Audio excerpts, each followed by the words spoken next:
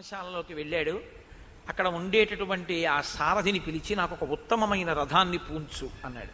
అగ్నిహోత్రపు తేజస్సు ఎలా ఉంటుందో, చంద్రమండల సన్నిభమైన గొడుగు ఎలా ఉంటుందో అటువంటి గొడుగుతో ఉండి అలంకరింపబడి రత్నములు పొదగబడిన ఒక రథాన్ని తీసుకొచ్చి అక్కడ పెట్టాడు. దానికి గాడిదలు కట్టబడి ఉన్నాయి. ఆ గాడిదల ముఖాలు మళ్ళీ పిశాచం ముఖాలతో ఉన్నాయిటవి. అటువంటి రథాన్ని అధిరోహించాడు. నదీనదముల యొక్క భర్తని చూస్తూ వెడుతున్నట్ట. నదీనదముల యొక్క భర్త అంటే సముద్రుడు. నది తూర్పు ముఖంగా ప్రవహిస్తుంది, నదము పశ్చిమ ముఖంగా ప్రవహించి సముద్రంలో కలిసిపోతుంది. కాబట్టి ఇప్పుడు ఆ సముద్రాన్ని చూస్తూ ఆ రథం మీద వెళ్ళిపోతున్నాడు. వెళ్ళిపోతూ కింద ఉన్నటువంటి ఆశ్రమాలని వాటిని అన్నింటినీ చూస్తున్నాడు. ఆయన అలా ఉత్తర దిక్కుగా ప్రయాణం చేసి వెడుతున్నప్పుడు అందులో కింద చూడవలసినటువంటి ఆశ్రమాలు, వనాలు, మృగాలు మొదలైనవి కనపడుతుంటాయి. సంతోషిస్తున్నాడు, ఆలోచిస్తున్నాడు.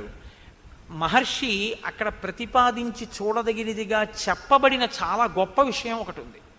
అది ఒకానొకప్పుడు గరుత్మంతుడు గజకచ్చపములు అని ఒక ఏనుగు, ఒక తాబేలు, అవి నిరంతరం పోరాటం చేసుకునే మహాభారతంలో దాని గురించి విశేషంగా ప్రస్తావన ఉంది.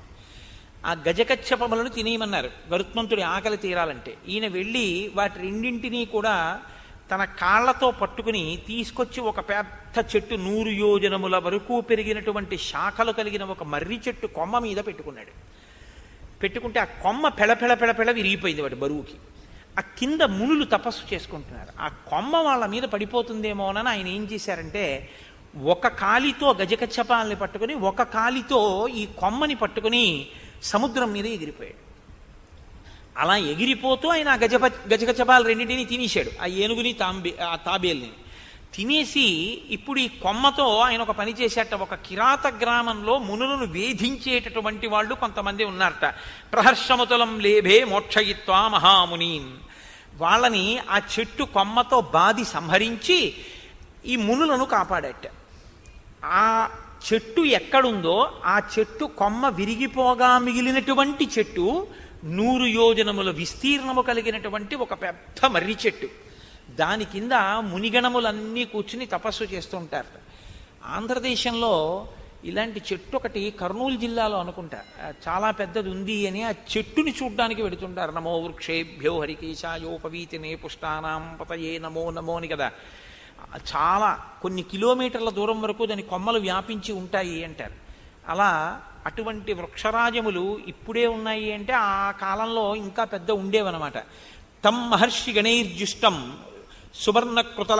సుపర్ణకృతలక్షణం నామ్యాం సుభద్రం యగ్రోధం దదర్శ ధనదానుజ. సుభద్రం అనేటటువంటి పేరు కలిగిన ఆ మర్రి చెట్టుని ఈ రావణాసురుడు చూశాడు. అంత పెద్ద మర్రి చెట్టుని ఆయన మెల్లగా సముద్ర తీర ప్రాంతంలో అంటే ఉత్తర సముద్ర తీర ప్రాంతం దగ్గరికి వెళ్ళిన తర్వాత మారీచుని యొక్క ఆశ్రమాన్ని చూశాడంటే తన కార్యమును సాధించుకోవడానికి. ఇప్పుడు ఆయన ఏమిటి నిర్ణయానికి వచ్చాడు? రామలక్ష్మణుల్ని దూరం చేసి సీతమ్మను అపహరించాడు. కాబట్టి ఇప్పుడు రామలక్ష్మణులని దూరం చేయడము అంటే అదంత తేలికైన విషయం కాదు. సీతమ్మ దగ్గర ఎప్పుడూ రాముడో లక్ష్మణుడో ఉంటారు. రామలక్ష్మణులు ఇద్దరూ వెళ్ళిపోవాలంటే ఏదో చాలా పెద్ద ప్రణాళికే వేయాలి, సామాన్యమైన విషయం ఏం కాదు అది. కాబట్టి అంత గొప్ప ప్రణాళికని అమలు చెయ్యడంలో రావణాసురుడికి సహకరించగలిగినటువంటి సమర్థత కలిగిన మిత్రుణ్ణి వెతుక్కోవాలి. కాబట్టి ఇప్పుడు ఆయన మారీచుని యొక్క ఆశ్రమానికి వెళ్ళాడు. వెళ్ళి ఆ మారీచుడి దగ్గరికి వెళ్ళి ఒక మాట చెప్తున్నాడు. 14,000 మంది ఖరదూషణాదులనేటటువంటి రాక్షసుల్ని నేను జనస్థానంలో ఉంచాను, నీకు తెలుసు. వాళ్ళు ఏం చేస్తుంటారు? ఏదో పాపం వాళ్ళ పని వాళ్ళు చేసుకుంటూ ఉంటారు. ఏమిటి వాళ్ళ పని? బాధమానా మహారణ్యే మునీన్వై ధర్మచారిణ. ధర్మమును అనుష్ఠించేటటువంటి మునులను బాధిస్తుంటారు వాళ్ళు. కాబట్టి వాళ్ళ పని వాళ్ళు చేసుకుంటున్నారు.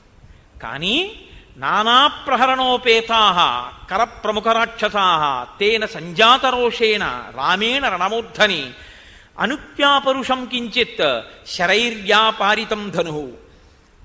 అటువంటి ఖరదూషణాదుల్ని వాళ్ళ పని వాళ్ళు చేసుకుంటున్న వాళ్ళని, మునుల్ని బాధ పెడుతున్న వాళ్ళని రాముడు ఒక్క మాట వ్యగ్రతతో ఏమీ అనకుండా యుద్ధానికి వెళ్ళారు అని 14,000 మందిని చంపేశాడంతే ధనస్సుకు బాణాలు సంధించి. అంత కోపం అదే ప్రవర్తించవలసిన పని అంటూ పిత్రానిరస్తః తండ్రి చేత ఇంటి నుంచి వెళ్ళగొట్టబడ్డాడు ఆ రాముడు. అంత దురాత్ముడు కాబట్టే. క్రుద్ధేన, విపరీతమైన కోపం ఉన్నవాడు. సభార్య, భార్యతో ఉన్నవాడు. క్షీణజీవిత, ఇలాంటి వాడు కాబట్టే వాళ్ళ జోలికి వెళ్ళాడు కాబట్టి అయిపోయింది ఇంకా ఆయన జీవితం. సహంతా తస్య సైన్యస్య రామ క్షత్రియ పాంసన, క్షత్రియులలో అధముడైనటువంటి రాముడు 14,000 మంది కరదూషణాదుల్ని సంహరించాడు. దుశ్శీల, కర్కశస్తీక్ష్ణో, మూర్ఖో, లుబ్ధో, అజితేంద్రియ, త్యక్తధర్మో, అధర్మాత్మ, భూతానాం అహితేరత. ఆయనకు అంతే అర్థమయ్యాడు రాముడు. అసలు ఆయన రాముడి దగ్గరికి వెళ్ళింది లేదు, రాముడి గురించి ఆయన తెలుసుకున్నది లేదు. కానీ ఎన్ని కితాబులు ఇచ్చేస్తున్నాడో చూడండి. దుశ్శీల, సరి అయిన మంచి శీలము లేనివాడు. కర్కశుడు, చాలా తీవ్రమైనటువంటి స్వభావం ఉన్నవాడు. మూర్ఖుడు, అన్నిటినీ కోరుకునేటటువంటి వాడు. ఇంద్రియములను గెలవలేకపోయినవాడు. ధర్మమును విడిచిపెట్టినవాడు. అధర్మాన్ని అనుష్ఠించేవాడు. సమస్త భూతములకు కూడా అపకారం చేసేటటువంటి వాడు. అటువంటి రావణుడు అని వచ్చేస్తుంటుంది నాకు. కాబట్టి అటువంటి రాముణ్ణి నేను సంహరించాలి. ఏన వైరం వినారణ్యే సత్వమాశ్రిత్య కేవలం కర్ణనాసాపహరణాత్ భగినీమే విరూపిత. అసలు ఏ కారణం లేకుండా ఆవిడ చేసి నా కోసం సీతమ్మని ఎత్తుకొచ్చేద్దాం అనుకుందిట అంటే మళ్ళీ మారీచుడు మరి అలాంటి పనులు ఏమిటయా అంటాడేమోనని ఆవిడే ఓ అబద్ధం. ఈయన ఆ అబద్ధాన్ని ఇంకో పెద్ద అబద్ధం చేస్తున్నాడు. ఈయన అంటున్నాడు అసలు ఈయన వైరం వినారణ్యే, అరణ్యంలో అసలు ఈ శూర్పణఖకి రాముడికి వైరమే లేదు. పాపం ఏదో ఆవిడ మానాన్ని ఆవిడ వెళ్ళిపోతాడు. చూశాడంతే రాముడు, గబగబా వచ్చి ముక్కు చెవులు కోసేశాడంతే. ఎందుకు కోసేశాడో తెలియదు, విరూపం చేసేశాడు నా చెల్లెల్ని. కాబట్టి తస్య భార్యాం జనస్థానాత్ సీతాం సురసుతోపమాం అనయిష్యామి విక్రమ్య సహాయస్తత్రమే భవ. కాబట్టి నేనిప్పుడు జనస్థానంలో ఉన్నటువంటి రాముని భార్య అయిన సీతమ్మని అపహరించి తేవాలి అని అనుకుంటున్నాను. సీతమ్మని అపహరించడం ఎందుకు అంటావా? సీతమ్మని అపహరించి తీసుకొస్తే ఆయన ప్రియ భార్య కనుక రాముడు శుష్కించిపోతాడు. శుష్కించిపోయిన రాముడి మీద నేను ప్రతీకారం తీర్చుకోవడం తేలికవుతుంది. అంటే ఇన్ అదర్ వర్డ్స్ అంటారు చూసారా, అలా ఇంకొక మాటగా చెప్పాలి అంటే ఇప్పుడున్న పరిస్థితుల్లో రాముణ్ణి నేను ఎదుర్కోలేను. తన పిరికితనాన్ని కూడా బయట పెట్టుకున్నాడని చెప్పవలసి ఉంటుంది. కాబట్టి నువ్వేం చెయ్యాలి? నువ్వు తప్ప నాకిప్పుడు ఉపకారం చెయ్యగలిగినటువంటి మిత్రుడు కనపట్టలేదు. సవర్ణస్త్వం మృగో భూత్వా చిత్రో రజిత బిందుభిః ఆశ్రమే తస్య రామస్య సీతాయాః ప్రముఖే చర త్వాంతు నిస్సంశయం సీత దృష్ట్వాతు మృగరూపిణం గృహ్యతామితి భర్తారం లక్ష్మణంచాభిదాస్యసి. నీవు బంగారు చుక్కలు కలిగినటువంటి ఒక జింక వేషంలో అక్కడ తిరగాలి. అపురూపమైనటువంటి నీ రూపాన్ని చూసి, ఆశ్రమంలో విహరిస్తున్నటువంటి నీ రూపాన్ని చూసి ఆకర్షితురాలైన సీత నువ్వు కావాలి అని కోరుకుంటుంది. నిన్ను వేటాడడం కోసం రాముడు దూరంగా వెడతాడు. రాముడు దూరంగా వెళ్ళినటువంటి అవకాశాన్ని వినియోగించుకొని, ఇంకా ఇక్కడ చెప్పలేదు మారీచుడు ఏమనాలో, అప్పుడు నేను సీతని అపహరించగలుగుతాను. అపహరించి నేను సీతని తీసుకొస్తాను. త్వాంతు నిస్సంశయం సీతా దృష్ట్వాతు మృగరూపిణం గృహ్యతామితి భర్తారం లక్ష్మణంచాభిదాస్యసి. అలా నేను సీతమ్మని అపహరించేటప్పుడు నిరాబాదో హరిష్యామి రాహుశ్చంద్ర ప్రభామివ. నేను ఏమీ ఇబ్బంది లేకుండా సీతమ్మని అపహరించి తీసుకొచ్చేస్తాను. ఎందుకంటే ఇబ్బంది లేకుండా అంటే రామలక్ష్మణులు అక్కడ ఉండరు కాబట్టి. అది ఎలా తీసుకొస్తానని ఆయన నోటి వెంట పడిపోయిందంటే మాట, రాహువు చంద్రుణ్ణి కబళించినట్టు. చంద్రగ్రహణంలో రాహువు కబళిస్తాడు, కానీ చంద్రగ్రహణం ఉంటుందా? చంద్రుడు మళ్ళీ బయటికి వచ్చేస్తాడు, రాహువు పోతాడు. రాహువు ఎప్పుడు పాపగ్రహం కిందే కదా. కాబట్టి సీతమ్మ నేను తీసుకెళ్ళినా మళ్ళీ సీతమ్మ రాముణ్ణి చేరిపోతుంది అన్న మాట రావణుడి నోటి వెంట చెప్పకనే చెప్పేశాడు ఆ రోజున. కాబట్టి రాహువు చంద్రుణ్ణి గ్రసించినట్లు నేను గ్రసిస్తాను అంటే ఈ మాట విన్నట్ట మారీచుడు. తస్య రామకథాం శ్రుత్వా మారీచస్య మహాత్మనః శుష్కం సమభవద్వక్త్రం పరిత్రస్తో బభూవః. ఇక్కడ మహర్షి చాలా అందమైనటువంటి మాట ఒకటి ప్రయోగం చేశారు. తస్య రామకథాం శ్రుత్వా, రాముడి గురించి ఈ రావణుడు చెప్పినటువంటి మాటలు విన్నారట. ఎవరు? మారీచస్య మహాత్మనః. మహాత్ముడైనటువంటి మారీచుడు విన్నాడు. ఆయన రాక్షసుడు అని కానీ లేకపోతే అల్పమైన బుద్ధి ఉన్నవాడని కానీ మహర్షి అనలేదు. అనలేదు అంటే మారీచుడు మహాత్ముడు అని మహర్షి అంతటి వారు సంబోధించారు అంటే మారీచుని యొక్క ప్రసంగము, మారీచుని యొక్క హృదయము, మారీచుని యొక్క స్థితి ఎలా ఉంటాయో మీరు ఊహించవచ్చు. గతంలో అయితే రామునికి అపకారం చేయబోయినవాడు, విశ్వామిత్రుడికి అపకారం చేయబోయినవాడు, యజ్ఞధ్వంసమునకు పాల్పడినవాడు, అధర్మమునందు ప్రవర్తించినవాడు అయి ఉండి ఉండవచ్చుగాక. కానీ ఇప్పుడున్న మారీచుని పరిస్థితి వేరు. కాబట్టి మారీచస్య మహాత్మనః. కాబట్టి ఇప్పుడు మారీచుడు రామునికి అపకారం చెయ్యాలన్న మాట వినగానే ఓష్టౌ పరిలిహం శుష్కౌ నేత్రైర్ అనిమిషైరివ మృతభూత ఇవార్తస్తు రావణం సముదైక్షత. పెదవులు ఎండిపోయి గబగబా నాలుకతో పెదవులు నాక్కున్నట్టు. అసలు ఆ మాట వినగానే ఆయనకి పెదవులు ఎండిపోయి నోట మాట రాలేదు. ముఖం పాలిపోయింది, శుష్కించిపోయింది. రావణుడి వంక కనురెప్ప వేయకుండా స్తంభీభూతుడైపోయిన వాళ్ళ ఒక్కసారి అలా ఉండిపోయేట. రాముడికి అపకారమా, సీతాపహరణమా అంటే రాముడెవరో అర్థమయ్యుండాలి మారీచుడికి. కాబట్టి ప్రారంభమేనండి అసలు అద్భుతంగా మాట్లాడతాడు. ఎందుకంటే రాముడెవరో అర్థమైంది. రాముడెవరో చెప్పినా అర్థం అవ్వదు రావణుడికి. ఇందులో ఒక ప్రమాదం ఒకటి చూపిస్తున్నారు మహర్షి. తనకి తెలియకపోవడం ఎప్పుడూ తప్పు కాదు. ఎందుకంటే మీరు ఒకటి గమనించండి, ఎవ్వరూ ఎప్పుడూ అన్నీ తెలుసున్నవాడు ఎన్నటికీ కడలా ఎవడైనా అనుకుంటే వాడికన్నా అవివేకి లోకంలో లేడు. ఎందుకంటే శంకరాచార్యులు వారంతటి వారు పశుమాం సర్వజ్ఞ ప్రజిత కృపయా పాలయ విభో అన్నారు. ఇక నాకు అన్నీ తెలుసు అని ఎవడైనా అంటే ఇంకంత వాడికన్నా అవివేకి ఇంకోటి లేడని గుర్తు. అన్నీ నాకు తెలిసేట అలా అనగానే వాడి అహంకారం బయటపడిపోతుంది. నాకేం తెలుసండి అని చెప్పి మధ్య శిష్టాశ్చ తుల్యాశ్చ సంతితత్ర వనౌకసహ మత్త ప్రత్యవర కశ్చిన్ నాస్తి సుగ్రీవ సన్నిధో అన్నవాడు ఎవడో వాడు మహానుభావుడు, వాడు వినయం ఉన్నవాడు తప్ప అలా అనలేక అన్నీ నాకు తెలిసంటే ప్రమాదం కదండి. తెలియకపోవడం ఎప్పుడూ తప్పు కాదు. తెలియకపోవడం తప్పు కాదు, కానీ తెలియ చెప్తే వినకపోవడం మాత్రం మహా తప్పు. తనకి తెలియదు, ఒకరు చెప్పారు, ఏం చేయాలి? వినాలి. అసలు వినకపోతే ఇక వాడు బాగుపడడు అని గుర్తు. కాబట్టి తన బుద్ధికి తోచిందే చేస్తాడు. కాబట్టి ఆ బుద్ధిలోకి ప్రమాదపుట ఆలోచన ఎప్పుడు వస్తుందో అప్పుడు పడిపోతాడు. ఆ ఆలోచన ఎంతకాలం రాదో అంతకాలం ఓ వెలుగు వెలుగుతాడు. ఇది ఈ రెండు కోణాలు తెలుసున్నవాడు మారీచుడు. ఒకడు మహాత్ముడు, మహాత్ముడుగా మారీచుడికి అర్థమయ్యాడు. ఒకడు దురాత్ముడిగా అర్థమయ్యాడు. దురాత్ముడు అని ఇప్పుడు విడిచిపెట్టడానికి మారీచుడు సిద్ధంగా లేడు. ఎందుకు సిద్ధంగా లేడు అంటే ఆయనలో ఇంకా ఒక ప్రభుభక్తి అన్నది ఉండిపోయింది. కాబట్టి కనీసం ఒక మాట చెప్పి చూద్దాం మారుతాడేమో, కానీ మారుతాడన్న నమ్మకం లేదు వీడికి చెప్పినా. కాబట్టి ఆయన ప్రారంభమే ఎలా చేశాడంటే, ఇదండి ఈ పద్యం, ఈ శ్లోకం ఏదుందో ఈ శ్లోకాన్ని మన జీవితంలో మనం బాగా జ్ఞాపకం పెట్టుకోవాలి. ఒకరి మాట వినడానికి సిద్ధంగా లేకపోతే ఎంత ప్రమాదపు టంచుకి చేరుతామో మారీచుడి యొక్క ఉపన్యాసంలో మొదటి శ్లోకమే అంత గంభీరంగా ప్రారంభమవుతుంది. సులభాః పురుషారాజన్ సతతం ప్రియవాదినః అప్రియస్యతు పథ్యస్య వక్తా శ్రోతా చ దుర్లభః. సులభాః పురుషారాజన్, ఓ రాజా, నీ మనసుకి ఏది ప్రియమో, ఏది చెప్తే నువ్వు సంతోషిస్తావో అది నీకు చెప్పేవాడు లోకంలో ఎక్కడికి వెళ్ళినా దొరుకుతాడు. నీ మనసుకి నచ్చదని తెలిసి కూడా నీ హితమును కోరి చెప్పేవాడు ఉండడు. ఒకవేళ అలా చెప్పేవాడు ఉన్నా వినేవాడు ఉండడు. ఎంత పెద్ద మాట అండి.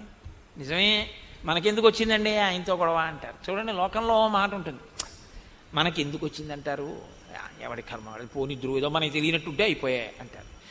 తప్పండి. అదేంటిది, పాడైపోకుండా ఆయనకి మంచి మాట చెప్పాలి మనం అనేవాడు ఉండడు. ఒకవేళ ఆయన అలా అని తప్పబ్బాయి నువ్వు అలా ఉండకూడదు, నువ్వు మారవలసి ఉంటుంది సుమా అన్నాడు అనుకోండి, వినేవాడు ఉండడు. అంటే సులభాః పురుషారాజన్ సతతం ప్రియవాదినః అప్రియస్యతు పథ్యస్య వక్తా శ్రోతా చ దుర్లభః. అటువంటి వక్త, అటువంటి శ్రోత లోకంలో లేరు, అవతల బాగున్నాడు అంతే. ఒకవేళ ఉంటే అద్భుతం, అది మారిపోతారంటే రావలసినటువంటి అకాల మృత్యువు తొలగిపోతుంది. అవవలసిన రాక్షసుడు సత్పురుషుడైపోతాడు, మారుతాడు. మారే అవకాశం ఉందన్నమాట. అసలు నేను విన్నంటే అన్నీ విన్నా చెప్పొచ్చావులేవా అన్నాడు అనుకోండి, ఇంకెందుకు పనికి వచ్చినట్లు? ఇది మొట్టమొదటి శ్లోకంలో చెప్తున్నాడండి. ఈ శ్లోకం నేను ఇంకా ఎంత నెత్తి కొట్టుకు చెప్పాలో నాకు అర్థం కాదు, కానీ ఈ శ్లోకం జీర్ణమైతే మన పరిస్థితి వేరు. ఈ శ్లోకం జీర్ణం కాకపోతే నా దృష్టిలో అయితే రామాయణంలో ఉన్న అత్యద్భుతమైన శ్లోకాలలో ఈ శ్లోకం ఒకటి. ఎందుకో తెలుసా? మనుష్యుడన్నవాడు పాడైపోవడానికి ప్రధాన కారణం ఎక్కడుంటుందంటే చెప్పేవాడు లేక కాదు, చెప్పేవాడు ఉన్న వినేటటువంటి బుద్ధి లేక పాడైపోతాడు. మనం వినడం ఏమిటి అని ఇంకా వస్తే చెప్పిన వాళ్ళలో మనం ఏం వెతకచ్చు అన్న దృష్టికోణం. చెప్పొచ్చాడు లేదు, ఆయన ఏమిటో మీకు తెలుసా? ఆయన చెప్పిన దాంట్లో సారం ఉందా లేదా వాక్కులో? అది కాదు కావాల్సింది. తండ్రి నీకు మంచి చెప్పడానికి తండ్రికి ఎంత పండితుడై ఉండాలి? నీకు మంచి చెప్పడానికి నీ తల్లి ఎంత సంస్కృతం చదువుకుని ఉండాలి నాకు చెప్పండి. మీ తల్లిగారు సంస్కృతం చదువుకుంటేనే మీరు మీ తల్లిగారి మాట వింటారా? మీ తండ్రి గారు వేదాంగములు చదువుకుంటేనే మీరు మీ తండ్రి గారి మాట వింటారా? తండ్రితనం చాలు మీకు మంచి చెప్పడానికి, తల్లితనం చాలు మీకు మంచి చెప్పడానికి కదా. ఎప్పుడు వీళ్ళు మన తల్లిదండ్రులు మన అభ్యున్నతి కొరకు మాట్లాడతారన్న భావన నీకుంటే ఆ మంచి నీకు పనికొస్తుంది. వాళ్ళకి ఏం తెలుసని నువ్వు అనగలిగితే నీ జీవితంలో తల్లిదండ్రులు నీకెప్పటికీ ఏమీ చెప్పలేరంటే నిన్ను అనుష్ఠాన పర్యంతంలోకి తీసుకురాలేరు. అది వాళ్ళ దోషం కాదు, నీ యందు దోషం. రామకృష్ణ పరమహంస మాటల్లో చెప్పాలి అంటే ఒక మేకు ఒక సుత్తి పట్టుకొచ్చి కొట్టగలడేమో కానీ అసలు అది భీమ్ అయ్యి ఉంటే అది దూలం, సిమెంటు ఇనుము కలిపిన దూలం అండి అది. అందులోకి మేకు పట్టుకొచ్చి కొడితే మేకు వంగిపోతుంది తప్ప మేకు దిగదు, ఇంత పొడెం కూడా రాలదు. గోడకి కొద్దిగా గొల్లతనం ఉంటే సుత్తి పెట్టి కొడితే మేకు దిగుతుంది. అసలు నీ మనసుకి ఆర్ద్రత ఉంటే చెప్పిన మాట లోపలికి వెళుతుంది. అసలు ఆర్ద్రతే లేకపోతే చెప్పడం ఒక శుష్క ప్రసంగం అంతే. కాకపోతే తన కర్తవ్యం, నేను మీతో మనవి చేశాను కదా, రామాయణంలో ఈ కర్తవ్యం అన్న మాట చాలా ఎక్కువ, బాధ్యత అన్న మాట ఉండదు. కర్తవ్యం తను చెయ్యవలసింది తను చేస్తున్నాడా లేదా అంతవరకు. దానికి మెప్పు గొప్ప దీనికోసం పాకులాట ఏమి ఉండదు. నేను చెప్పవలసినటువంటిది చెప్తున్నానా లేదా అంతవరకే అంతే. నేను చెప్పవలసింది చెప్పేశాను, నేను తీసుకొచ్చిన నీళ్లు కురిసేశానా లేదా, అనుకున్న మేఘం ఎటువంటిదో చెప్పాలనుకుని చెప్పేసినవాడు అటువంటి వాడు లోకము యొక్క హితము కొరకు. కాబట్టి సులభాహ పురుషారాజన్, నువ్వు సీతమ్మని ఎత్తుకొస్తాను అంటే బహుశా నీ మంత్రులు ఏం మాట్లాడుండరు, అలాగే ఉంటారు. ఇది దాని ఉద్దేశ్యం. ఇంతకుముందు మాట్లాడాడుగా. కానీ నీ హితమును కోరివి కష్టమైన మాటలా అనిపించిన చెప్పేవాడు ఉంటాడు, వినేవాడు మాత్రం దొరుకుతాడని నమ్మకం లేదు. సాహసించి చెప్పేవాడు కూడా ఉండడు, మనకెందుకు వచ్చిన గొడవ అని తప్పుకుంటారు. కాబట్టి అసలు ఈ మొట్టమొదటి శ్లోకం అర్థమైతేనండి ఇక రామాయణం లేదు, అయిపోయింది రామాయణం ఇక్కడితో. ఎందుకో తెలుసా అండి, వెంటనే లంకకి వెళ్ళి శూర్పణఖని లాగి లెంపకాయ కొట్టి తీసుకెళ్లి రాముడి కాళ్ళ మీద బారేసి తాను కాళ్ళ మీద పడిపోయి బుద్ధి గడ్డి తిని సీతమ్మని ఎత్తుకెడదాం అనుకున్నానండి, నాది తప్పైపోయింది, నా బుద్ధి మారింది, మీరెవరో తెలుసుకున్నాను, నేను కూడా నా తపస్సుని ఇంకా ధర్మం కోసమే ఉపయోగిస్తానని రావణుడు అని ఉంటే అసలు ఇంకా మిగిలిన కాండలు లేవు, రేపే మంగళం చెప్పేయడమే. వినకపోవడం వల్ల కదండి కథ అంతా నడిచింది. వినకపోతే ఎంతమంది పాడవుతారో కూడా చెప్తాడు మారీచుడు. ఒక్క స్థానంలో ఉన్నవాడు వాడు కూర్చున్న స్థానాన్ని బట్టి వినకపోవడం అన్న ఫలితం ఉంటుంది. వాడు ఒక సామాన్య వ్యక్తి అనుకోండి, అక్కడి వరకే పోతుంది. ఇంటి యజమాని అనుకోండి, ఇల్లు పోతుంది. ఆయన ఒక కార్యాలయంలో అధికారి అనుకోండి, ఆఫీస్ పోతుంది. ఆయన ఒక దేశాధినేత అనుకోండి, ఆ దేశమే నశించిపోతుంది పుత్రమిత్ర కలత్రాదులతో ససైన్యంగా. నువ్వు మాట బాగా వినాలి, ఎందుకంటే నువ్వు చాలా పెద్ద స్థానంలో ఉన్నావు. నువ్వు వినకపోవడం నీతో పోదు, నీతో ఉన్న వాళ్ళందరూ పోతారంటాడు మారీచుడు. అసలు నిజంగా వినడము వినకపోవడం అనేటటువంటిది ఎంత ప్రమాదమో, అసలు ఉపన్యాసాన్ని ఇలా ప్రారంభించడం అనేటటువంటిది. అందుకు కదండి మారీచస్య మహాత్మనః అన్నాడు మహానుభావుడు వాల్మీకి మహర్షి. కాబట్టి నమానం బుద్ధ్యసే రామం మహావీర్యం గుణోన్నతం అయుక్తచారశ్చపలో మహేంద్రవరుణోపమం. అసలు ప్రారంభమే రావణాసురుణ్ణి ఆయన సంబోధించిన తీరు చూడండి ఎలా మొదలుపెట్టాడు. ఒక్కొక్కసారి మర్యాదగా మాట్లాడి బాగు చేద్దామంటే కుదరదు. అత్యంత ప్రమాదకరమైనటువంటి రీతిలో ఉన్న